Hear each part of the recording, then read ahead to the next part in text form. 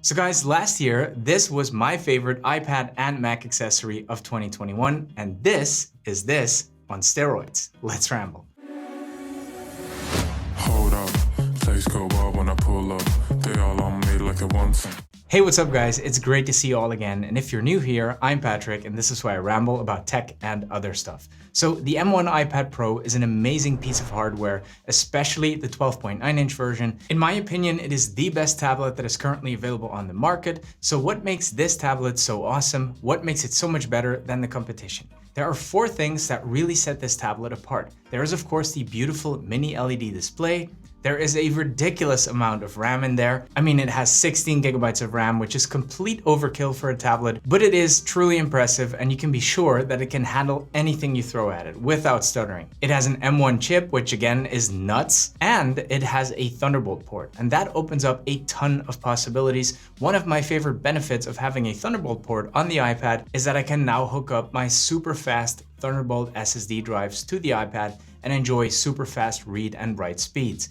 If you've been to this channel before, you know I'm a huge advocate of only buying the internal storage you really need on your devices and do everything else using external storage. My favorite drive is the LaCie Rugged SSD. This thing is an absolute beast. It is nice and compact. It is fully waterproof. You can literally drop it into the river, fish it out, and it will still be fine. But most of all, it has insane read and write speeds of up to 2800 megabits per second. By the way, I did 2 dedicated videos with in-depth comparisons of several top-of-the-line SSD drives, let's say one comparing premium drives and one comparing super premium drives, like the LaCie. If you're interested in those, I'll put a link in the description below the video.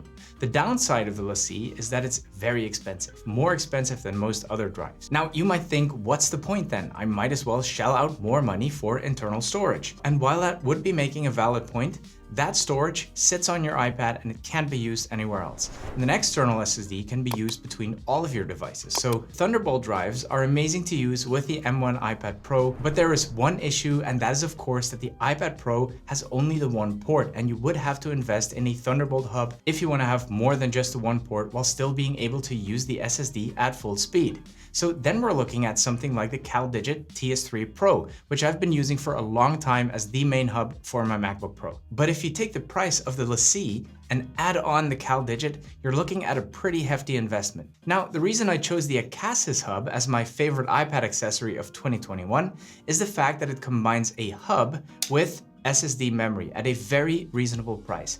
How? Well, this thing is not just a hub, it is also an enclosure for NVMe SSD memory. And if you don't know, this type of memory is typically used as internal SSD, but because of the enclosures, you can basically turn them into external SSDs. And the advantage of that is that you can buy large storage capacities at high speeds at relatively low cost. The disadvantage of the Acasis is that it is a USB-C hub, not a Thunderbolt hub, which of course brings some limitations. Now, this thing basically does what the Acasis does, but it does it better, faster, and more. This is the Xfanex USB4 13-in-1 hub. Full disclosure, this is a pre-production model that was sent to me by Xfanex to test out and review for you guys, because the project is still active on Kickstarter, so you can't buy it in stores just yet. But it has literally blown past its funding goals many times over, and it's nearing the end of the Kickstarter phase, which means if you do decide to back this product, you won't have to wait ages to receive it. I believe they will be shipping as early as April. Now, the added advantage of backing something like this on Kickstarter rather than waiting for it to hit the stores is of course the fact that you get a significant early bird discount,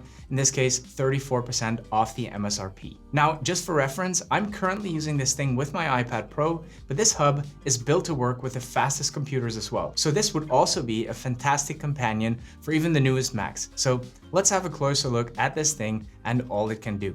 Xfanex sent me the Pro version, so it does have a slot for NVMe memory, and in my opinion, that is what makes this device so interesting. I'd be less interested in the non-Pro version, but that very much depends on your use case. It comes with its own power supply, obviously, since this hub will also be able to actually power your device. So on the backside, we have the 100-watt power delivery charging port, we have the USB4, 40 gigabits per second port, and 3 different video out ports. Now, without going into too much detail, because that's for another video that I'll be doing soon, but these display ports are insane. You could hook up 3 different displays to an M1 MacBook, and as far as I know, not many other docks can do that. And not just any old display, this thing can handle two 4K displays at 60Hz and one 8K monitor at 60Hz, or one 4K display at 120Hz. I mean, that is just nuts. We have the DC input and of course the Ethernet port for that fast internet. On the other side, we have the interface that I believe is most interesting for the iPad, as it contains the readers for both microSD and SD cards. It has two USB 3.2 ports and another 10 gigabits per second USB-C port. There's also a 3.5mm jack, which is useful if you want to use this for things like video editing, since you will be able to use your wired headphones and work without any kind of lag. Normally, we're limited to Bluetooth headphones with the iPad Pro, which is not ideal for this type of use case.